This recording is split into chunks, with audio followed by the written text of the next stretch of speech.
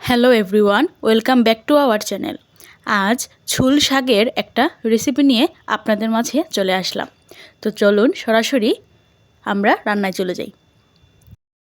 এখানে উপকরণের মধ্যে আছে পাট শাক কুচি করে রাখা, আর এখানে আছে ডালের বড়ি, রাঁধুনি, টুকরো করে রাখা পেঁয়াজ, শুকনো মরিচ, তেজপাতা আর কাঁচামরিচ।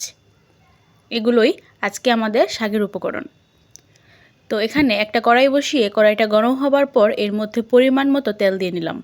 এবার এর মধ্যে ডালের বড়িগুলো দিয়ে হালকা ভেজে নিব।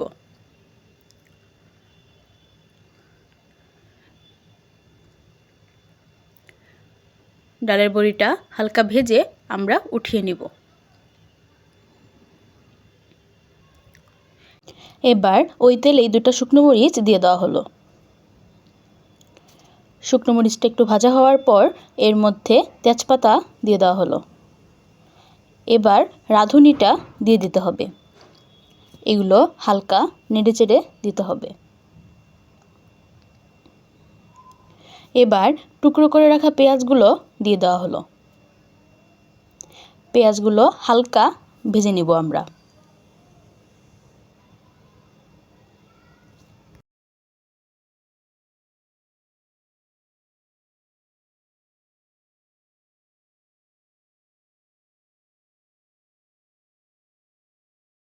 এবার কাঁচামরিচগুলো দিয়ে দেওয়া হলো।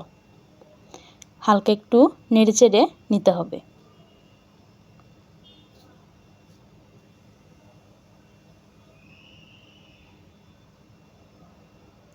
এবার আমরা শাকটা এর মধ্যে দিয়ে দেব। শাকটা দিয়ে এগুলো ভালো করে মিশিয়ে নিব। এবার এর মধ্যে পরিমাণ মতো লবণ দিয়ে দেওয়া হলো। এবার পরিমাণ মতো হলুদ গুঁড়ো দিয়ে দেওয়া হলো।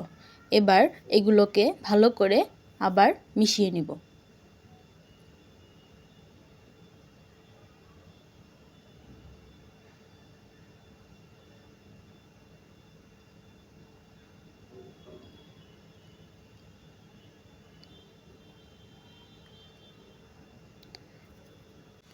শাকগুলোকে এরকম ভাজা ভাজা করে নিব।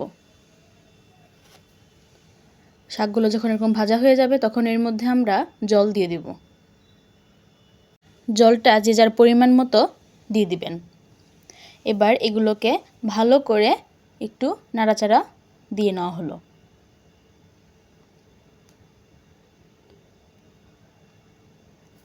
এখন আমরা ভেজে রাখা ডালের বড়িগুলো দিয়ে দিব। এবার এগুলোকে আবার একটু নেড়েচেড়ে নেওয়া হলো। এবার ডালের বড়িগুলো সিদ্ধ হওয়ার জন্য আমরা একটু ঢেকে দিব। চলে আসব 5 মিনিট পর। চলে আসলাম 5 মিনিট পর। এবার ঢাকনাটা উঠিয়ে দেখব যে ডালের বড়িগুলো সিদ্ধ হয়েছে কিনা। ডালের বড়িগুলো সিদ্ধ হয়ে গেছে। এবার এগুলো আবার একটু নাড়াচাড়া দিয়ে নিব। আমাদের আজকের ঝুল শাক রেডি। তো আমাদের আজকের রেসিপিটা সবার কেমন লাগলো অবশ্যই কমেন্ট করে জানাবেন। আর আমাদের চ্যানেলটা সাবস্ক্রাইব করে আমাদের সাথে থাকবেন।